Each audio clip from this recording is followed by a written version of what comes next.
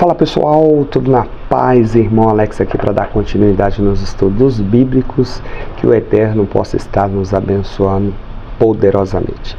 Se por acaso queira receber as mensagens, manda um oi para o 61 991 19 24 21, Irmão Alex, beleza? Vamos lá, nós estamos lendo um livro aqui muito bom, que é o Cristianismo através do século, uma história da igreja cristã. A parte que nós vamos ler hoje aqui é a parte bastante interessante, que fala assim: o luterianismo de 1555 a 1580, beleza? Vamos lá então. Da paz de Augsburgo, a publicação do livro da Concórdia em 1580. A paz das igrejas luteranas foi frustrada por controvérsias doutrinárias internas. Então, dentro do luterianismo já houve controvérsia, houve problemas, né, com relação a doutrinas. Em sua maioria, as questões eram as mesmas sobre os quais Melanto, que é um também reformador, e Lutero divergiam. Uma das polêmicas tratava do lugar da lei na pregação. Lutero ensinara que a pregação da lei era o meio para revelar ao homem o quanto ele era pecador. Mas outras pessoas entendiam que somente o Evangelho deveria ser pregado, porque era o Evangelho que trazia a salvação, né? Era o Evangelho que trazia, no caso, o Messias, né? A história do Messias. Então faz sentido. Lutero entendia que era importante pregar sobre a lei. A controvérsia majorística surgiu por causa dos ensinos de George Major, para quem as obras eram indispensáveis à salvação do homem. Embora este seja salvo pela fé somente, os luteranos que seguiam Lutero de perto argumentavam que isso era uma volta à doutrina romana de salvação por fé e obras, né? Então, você vê que tinha essa divergência com relação à salvação, né? As pessoas entendiam, tinha um grupo que entendia que tinha que ter obra e fé, e outros entendiam que era somente através da fé. Surgiram controvérsias também sobre a ceia e sobre a cooperação ou não da vontade humana para com a graça divina da salvação. Isso aqui é interessante, pessoal. Por quê? Porque desde essa época, de 1500, tinha pessoas que entendiam que o homem, ele não tinha cooperação na salvação, né? E faz sentido, porque você vê, tem várias passagens que falam que o homem está morto, né? A humanidade toda está morta. Então, entendendo que é na questão de salvação, né? Então, como é que um homem morto vai escolher o eterno se ele está morto espiritualmente? Ele está cego, entendeu?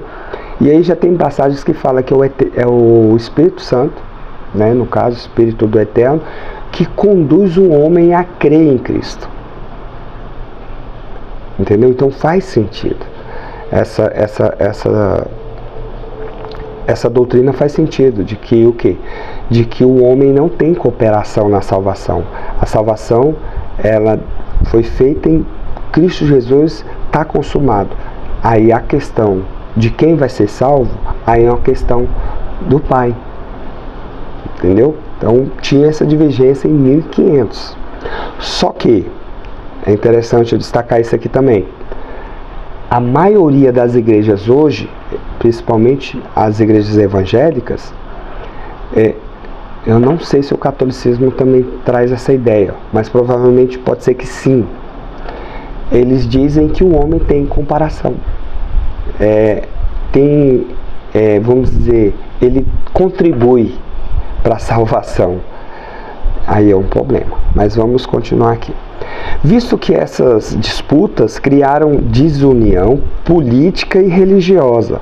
Interessante, ó, política e religiosa. Pessoal, desde quando a igreja foi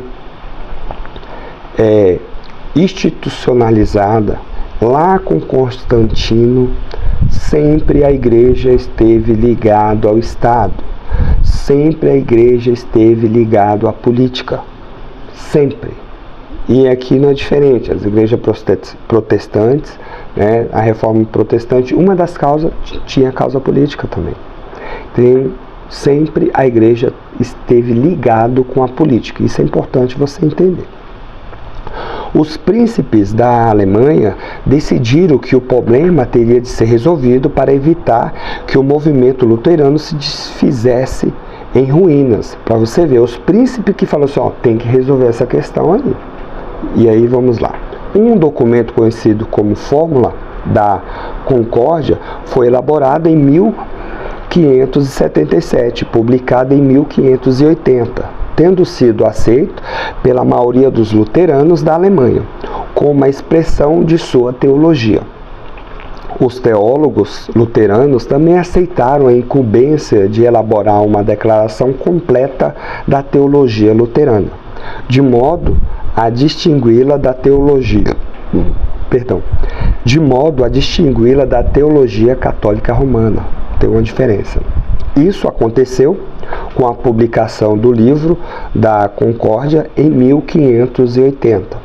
O livro continha, isso aqui é interessante, os 3 grandes credos universais da Igreja dos primeiros séculos do cristianismo. Então, é o que eu sempre falo, a igreja protestante, né, a igreja que nós conhecemos como igreja evangélicas, ela tem, a base dela é a mesma do catolicismo, é a mesma. E as várias declarações luteranas elaboradas entre 1529 a 1580. Então, tem vários anos eles foram criando, né, as doutrinas e os ensinamentos.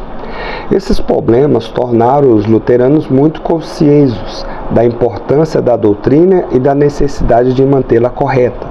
Em certas épocas, essa ênfase gerou uma ortodoxia fria e acadêmica que era propensa a ignorar os aspectos subjetivos do cristianismo. Um movimento pietista surgiu no século XVII como uma reação a essa forte tendência intelectual.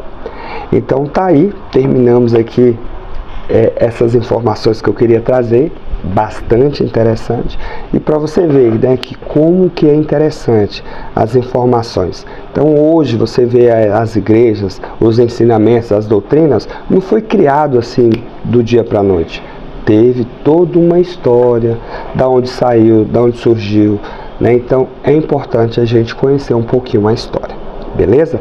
Fique na paz, que o Eterno nos abençoe, e um abraço do irmão Alex.